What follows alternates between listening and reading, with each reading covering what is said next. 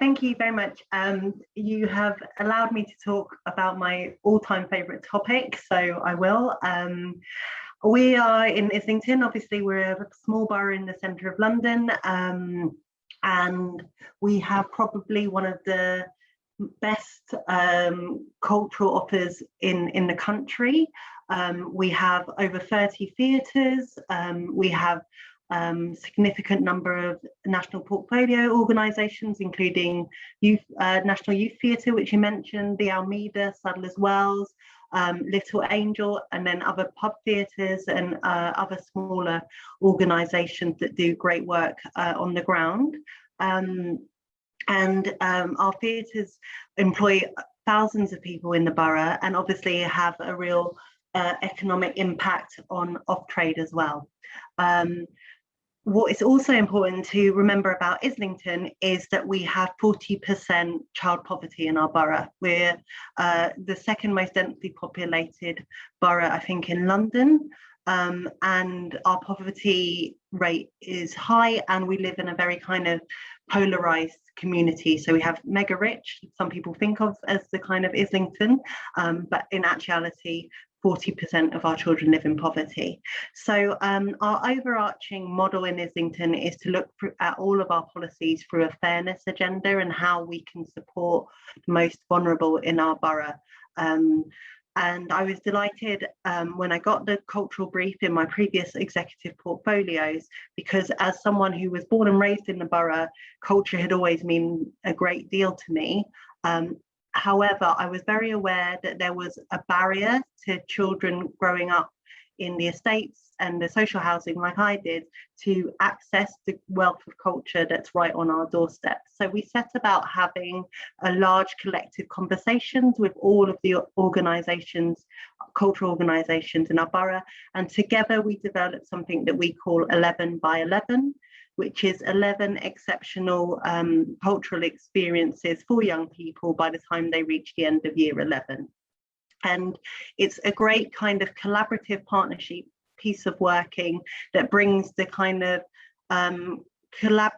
engine room of the council to organise through a website, liaising with all of our schools in our borough to access the great wealth of our cultural institutions without any part really having to do too much or put in too much resources, because we've all, local authorities, cultural sectors and schools are all under a lot of financial pressure, as we all know. So in the first year, 67 of our Islington schools benefited from over 12,000 cultural experiences through 11 by 11. And we created a kind of really trusted relationship with our cultural organisations and our schools, which helped us unlock further funding, provides CPD training both for cultural institutions but also for our teachers, something that our teachers said was really missing, because a lot of them had to get rid of kind of single music teachers or drama teachers. So they really helped them put back culture on their education, really helped with young people's skills development, kind of their emotional well-being, and their jobs prospects. If you think how many jobs there are in our cultural sector in the borough, it's great to have that kind of network for our young people to access as well. Then COVID hit, and it obviously really struck all sides of the partnership really hard. We immediately thought, okay, so the theatres are going to be closed. They're not going to be in a position really to do anything. You know, we're all going on to home learning for our kids. You know, 11 by 11 is kind of over for the minute.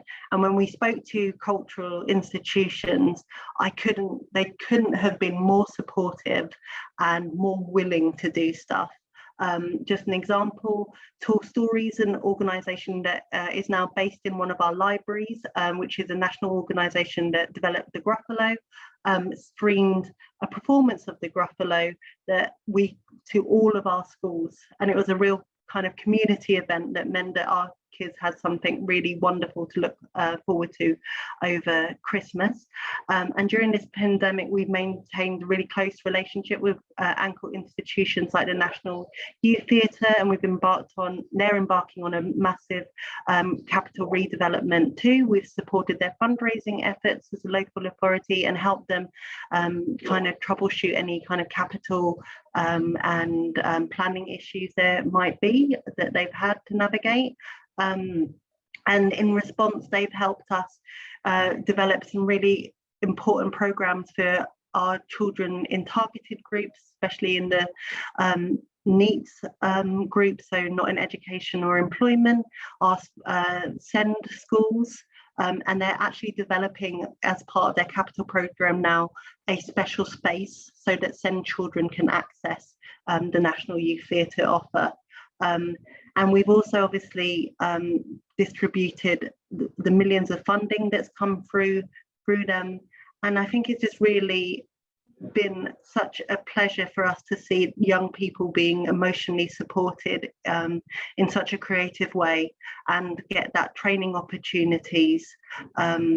And now that we're coming out of lockdown, we're continuing to support obviously our schools as ever, but also our cultural sector. And we're developing something we're calling Enjoy Local, which is about a hyper-local offer that means that people can enjoy culture on their doorstep, which helps us all stay safe as well. Thank you.